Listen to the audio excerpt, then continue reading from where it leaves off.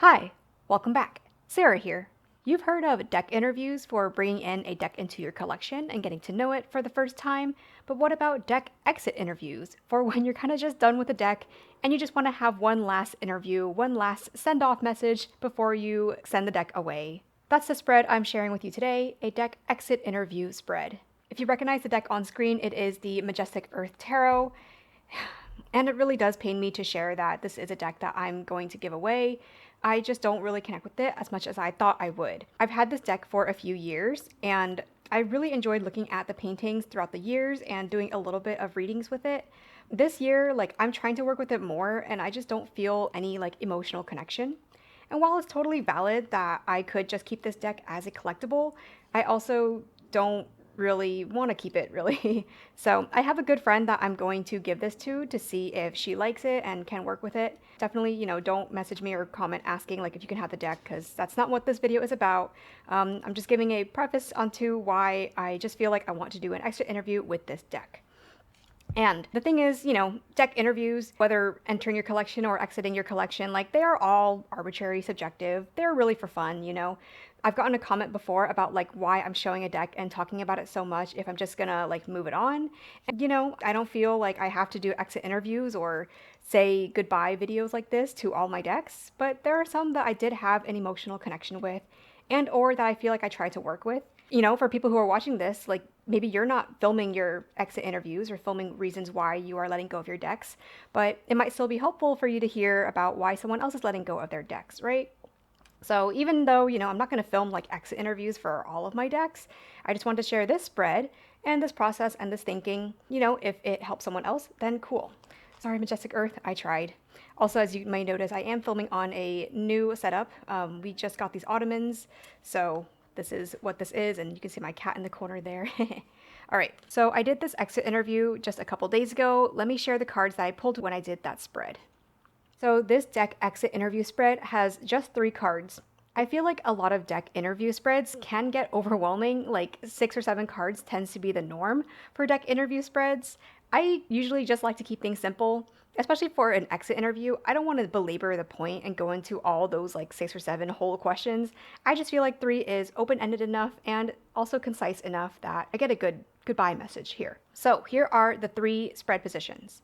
The first position is, what have I learned with you or from you? Second card, how have I struggled while working with you? Third card, a last message from you. Now looking at the cards that I got, what have I learned with you? I got the 9 of Clouds, or in this deck it is the 9 of Swords. Keywords are anticipation, anxiety, forlorn, worry. Mars in Gemini. In this card, we see someone who, is at the bottom here, kind of struggling to get up. And there's just so much landscape out there in front of them. So that's what have I learned with you, 9 of Swords. How have I struggled while working with you? The card I got was the Hermit. Contemplation, solitude, introspection, beacon, Scorpio. This question could apply directly to you working with a deck, or it could just apply to any life experiences that you went through while having this deck in your possession. The third card is a last message from you. Pretty open-ended. And I've got the card Judgment. Transformation, renewal, liberation, uplifted. The astrology sign here is Pluto. And I only know this because I looked in the guidebook as I was journaling this down. All right, so those are the 3 cards. Again, what have I learned with you, or what have I learned from you? How have I struggled while working with you? A last message from you. And to briefly explain my interpretation, my reading here, it was surprising to me that I got the 9 of Swords for what have I learned with you. It definitely doesn't seem like a very happy card, right? How could this anxiety relate to me working with such a beautiful deck? But the way that I wrote about this was that I felt like I just had too much worries having this deck in my collection. I did not really know what to do with it. I didn't really want to use it too much for fear of wearing it out. I also didn't really know if I wanted to sell it because I don't know if I want to sell it for the cost that I got it for or if I want to just upcharge a little bit. I was fearing getting the bombardment of messages from people trying to get the deck for a low price.